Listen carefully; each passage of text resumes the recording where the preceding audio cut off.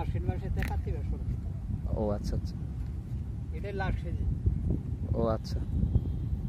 আর কয় মাস লাগে বাদামগুলো ঘরে তুলতে? 3 মাস। যত্ন করা লাগে কিরকম? যত্ন করে লাগে ভালো, তো অন্যান্য ফসলের চাইতে কম। তা আপনাদের নদীর পাড়ে জীবনযাত্রা কিরকম? যাত্রা ধরে মোটামুটি আলহামদুলিল্লাহ ভালোই।